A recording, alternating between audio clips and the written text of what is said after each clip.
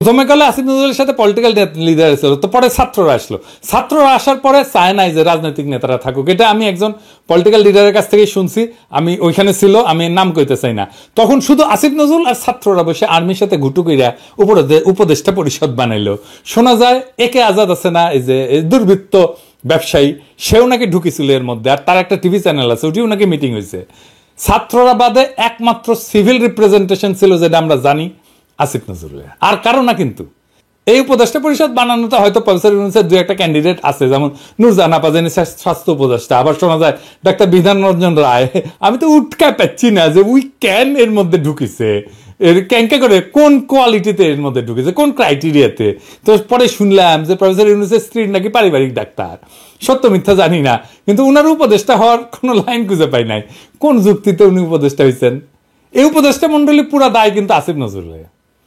সে কিন্তু বলেছিল আপনারা উপদেষ্টা পরিষদ দেখে খুশি হবেন। হ্যাঁ, আমি ভাবিছিলাম যে কিছু ইন্ডিয়ান নায়িকা টাইকা না হবে উপদেষ্টা পরিষদে।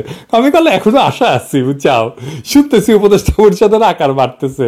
আসিফ নজরুল আশা করি এবার আমাদের হতাশ করবেন না, খুশি করে দিবেন। আপনার প্লিজ লাগে তুই একখান ইন্ডিয়ান নায়িকা ঢুকেন, কাজের কাজ তো কিছু করবে পারছেন না, একটা চেহারা দেখা শান্তি পেলাম ইনি, সমালোচনা কম করলাম ইনি। তো এই আসিফ নজরুল সংবিধানের আলোকে সরকার গঠনের উদ্যোক্তা। এই হাসিনার ফ্যাসিবাদী সংবিধান, এটাকে টিকায় রাখার অন্যতম প্রধান কারিগর হইতেছে আসিফ নজরুল। বিপ্লবী চেতনার গোয়া মারার মূল দায় আসিফ নজরুলের। এখন যা যা গ্যাঞ্জাম হচ্ছে না, যা যা প্রবলেম হচ্ছে, এর দায় সম্পূর্ণ আসিফ নজরুলকে নিতে হবে। এমনকি কাঁচামরিচের দাম যে একটা কাঁচামরিচের দাম যে 3 টাকা, এটার দায়ও আসিফ নজরুলের। কেন সেটাও আমি প্রমাণ করে দেবনি। 2 নাম্বার হইতেছে বিপ্লবী চেতনার যে একটা মোরাল ডিফিট, নৈতিক যে পরাজয়, এটা আসিফ নজরুলের হাতে। কারণ ওই পিছে শেখ মুজিবের ছবি নিয়ে অফিস করা, যে মুজিবের মূর্তি ভাঙা বিজয়কে চিহ্নিত করা হয়েছে, তার ছবি পিছে না রাখলে কি হইতো? আইনত তো কিছুই হইতো না, তাই না? ওরা তোকে মামলা দিত না, তাই না?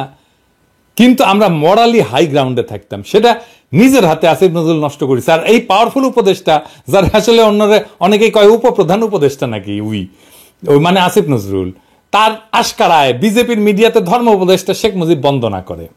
দেখেন, শুনেন আবার। লম্বা সওয়াল है, आराम से जवाब दे। Bangabandhu Sheikh Mujibur Rahman is it's a part of history. He is an architect of independent and sovereign country. His name, his contribution to the country cannot be erased, cannot be deleted. Cannot be deleted. His reward is honored by general people. তৌহিদ সাহেব ছবি রাখে পিছে, এমনকি নাহিদের রুমের ছবি মুজিবের। কেউ কেউ বলে আগে ছিল, এখন নাই নাহিদের রুমে। এক মুহূর্ত থাকবে কেন? ওইটাই তো বিপ্লবের সাথে বিশ্বাসঘাতকতা। আবার দেখেন ধর্ম উপদেষ্টা কি বলে। ফেসবুক কোনো সমাধান করে না। আপনার ফেসবুকের কথাই আমি কথা ধরব না।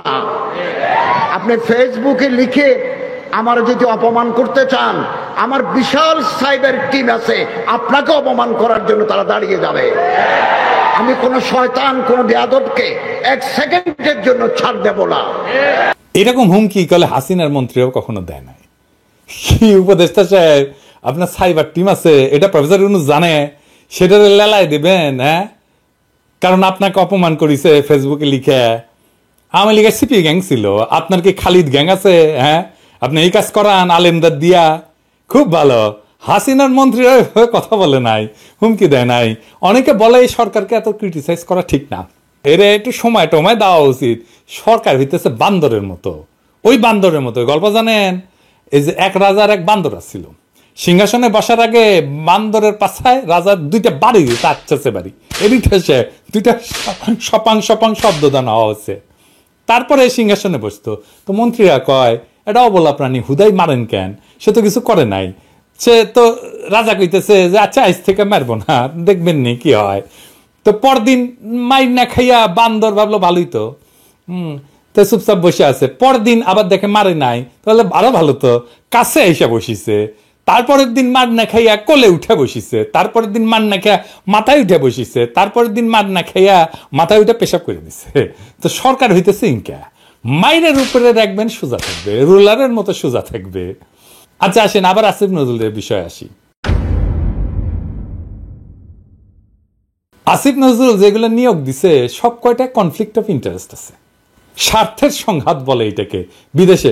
এটা কিন্তু বিদেশে হইলে একটা বিধিগিচ্ছিরি অবস্থা হয়ে যেত। বাংলাদেশে কনফ্লিক্ট অফ ইন্টারেস্টে মামলা টামলা করা যায় না, কিন্তু কাজটা অনৈতিক। এই যে অ্যাটর্নি জেনারেল নিয়োগ দিল কার সাথে পরামর্শ কইরা, আসিফ নজরুল এখন কবে আমি তো দেই নাই, এটা শপথের আগে নেওয়া হয়েছে। কারণ তার সাথে যখন আলাপ হইতেছে আর্মি চিফে, তখন তো সে জানেই আইন উপদেষ্টা কে হবে, তার সাথে ঘুটু করতেছে। শপথ নেওয়ার আগেই তারে নিয়োগ দিছে, ওরে নিয়ে আমি একটা এপিসোড করিচ্ছি। হ্যাঁ, ওটা কিন্তু ধর্ম একেবারে কচ্ছপের কামড় দিয়া ধর্ম, টাইম পেতেছি না, তাড়াতাড়ি আসবি। কিন্তু এই যে দেখেন, এই যে একটা জিনিস বলে দিয়ে যে প্রধান বিচারপতি আর অ্যাটর্নি জেনারেল একই সাথে ব্যারিস্টার ইশতিয়াকের চেম্বারে কাজ করা হলো একই সাথে, এটা কনফ্লিক্ট অফ ইন্টারেস্ট না? এটা কোনোদিন হয়? আচ্ছা যাই, আর একটা জিনিস দেখি, আসিফ নজরুল আইনের ভুল ব্যাখ্যা দিয়ে মাহমুদুর রহমানকে কয়েকদিন জেলে রাখলো না, ওই জানেই না আইন। ধারা 401 সরকার চাইলেই দিতে পারে, এখানে দণ্ডিতকে আবেদন না করলেও রায় বাতিল করে দিতে পারে, বিনা শর্তে দণ্ড সম্পূর্ণ মৌকুব বা স্থগিত করতে পারে। সেই ক্ষমতা সরকারকে দেওয়া আছে এই ধারায়। এই ধারার 2 উপধারা অনুসারে খালেদা জিয়ার সাজা স্থগিত করা হয়েছিল। তবে 401 1 ধারা অনুসারে আবেদন না করলেও দণ্ড মৌকুব করতে পারে। কেন করা হইল না এটা? সাবের হোসেন চৌধুরীর একদিনে 6টা হত্যা মামলায় জামিন দিছে, আর আসিফ নজরুল কইছে উনি নাকি ভদ্রলোক। ওই প্রথম আলো কানেকশন আর কি, ওই আবার কনফ্লিক্ট অফ ইন্টারেস্ট। প্রথম আলো কানেকশন মানে মতিউর রহমান বড় কাগজে আগে কাজ করেছিল, তারপরে এসে আসছে প্রথম আলোতে। মতিউর রহমান এটা নেগোসিয়েট করেছে, আবার conflict of interest Asif Nazrul প্রথম আলোতে লেখে। সেই কিন্তু প্রথমে কইছিল আওয়ামী লীগ ঐতিহ্যবাহী দল, আওয়ামী লীগ নিষিদ্ধের পক্ষে সে না। শুনেন, আওয়ামী লীগ বাংলাদেশের স্বাধীনতা সংগ্রামে নেতৃত্ব প্রদানকারী দল, বিভিন্ন গণতান্ত্রিক সংগ্রামে এই দলটার অবদান ছিল। গত 15 বছর তারা যা করেছে সেটা তাদের ঐতিহ্যের সাথে যায় না। ব্যক্তিগতভাবে আমি বলছি, দল হিসাবে আওয়ামী লীগ মানে নিষিদ্ধ করা দল হিসাবে মনে হয় না সমীচীন হবে। আওয়ামী লীগকে নিষিদ্ধ না করার পক্ষে একটা স্ট্রং গ্রুপ দাঁড়ায় গেছিল। মাহফুজ দেখেন কি কইছিল, আমি আওয়ামী লীগ নিষিদ্ধ করে দিব। নিষিদ্ধ করব, কিসের প্রক্রিয়া করব? আওয়ামী লীগ যারা বিশ্বাস করে, আওয়ামী লীগে যারা ইমান আছে যাদের, তাদেরকে আমি কিভাবে ডিল করবো? তারা তো আমার সোসাইটিতে আছে, তারা তো নাগরিক। সবাই শ্রী চৈতন্য শাস্তিছিল। হ্যাঁ, এই একমাত্র এই বান্দা কয়ে গেছিল একের পর এক যে না আওয়ামী লীগকে নিষিদ্ধ করতে হবে, এখনো কয়ে যাচ্ছে। সবাই মির্জা ফখরুল পর্যন্ত, জামাত পর্যন্ত মাফ করে দিল। ফল হইল কি? এটা এই যে দেখেন,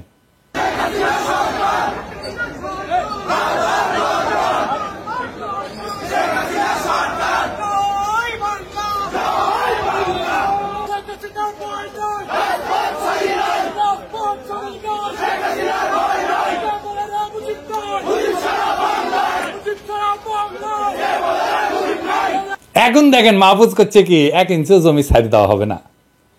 এটা টু লেট মাহফুজ। আমি প্রথম থেকে কইতেছি কি করতে হবে, বিজয়কে কিভাবে সংহত করতে হবে, পই পই করে বলছি, ছাত্রদেরকে কি করতে হবে, কি কি কর্মসূচি দিতে হবে, সবকিছু বলছি, সবকিছু। এমনকি পুলিশকে কিভাবে রিঅর্গানাইজ করতে হবে, কিভাবে ছাত্র পুলিশ বানাইতে হবে, সব বলে দিছি।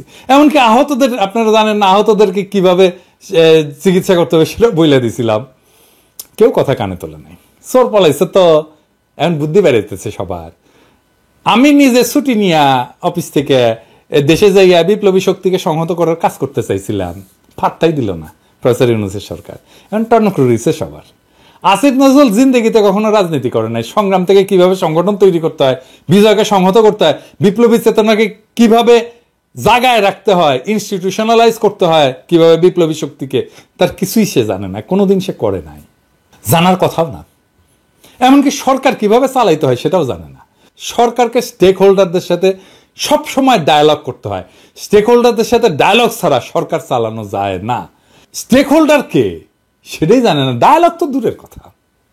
যাই হোক, অনেক শান্টিং দিলাম আসিফ নজরুলের, তাই না? এটা রিকোয়েস্ট করি শান্তি চুক্তি, ওর সাথে শান্তি চুক্তি করবো আর কি। তো আসিফ নজরুল, আপনার আর কিছু কমু না, যদি একটা রিকোয়েস্ট আমার রাখেন। কখনো তো কিছু চাই নাই, তো একটা জিনিস চায় দেখি, এই যে উপদেষ্টা পরিষদের আকার নাকি বাড়ানো হবে, পত্রিকার দেখলাম দেবপ্রিয়রে নিবেন, হ্যাঁ দেখলাম কোন বেসরকারি মেডিকেল কলেজের কোন প্রফেসরে বানাইতেছেন, সত্য মিথ্যা জানি না, পত্রিকায় দেখেছি আর কি। আমার একটা বিশেষ অনুরোধ, 2 খান ইন্ডিয়ান নায়িকারে নেন উপদেষ্টা পরিষদে, মন্ত্রী হইলে নাকি মানুষের হৃদয় জয় করার চেষ্টা করতেন আপনি। হায় আল্লাহ, আমার খালি মনে হয় আমি যদি কোনোদিন কোনো মন্ত্রণালয় বা কোনো দেশ পরিচালনার দায়িত্ব পেতাম, আমি জানি না আমি চেঞ্জ হবো নাকি ভবিষ্যতে, বা যদি কোনো পেতাম, জীবন দিয়ে কাজ করতাম খালি মানুষের হৃদয় জয় করার জন্য। মানুষের হৃদয় জয় করা মানে আল্লাহর হৃদয় জয় করা। এই কাজ করেন, মানুষের হৃদয় জয় করতে পারবেন কিনা জানি না, তাই আমার হৃদয় জয় করে দিবেন ইনশাল্লাহ। আমি অপেক্ষায় থাকলাম আসিফ নজরুল, আমারে খুশি করে দিয়েন।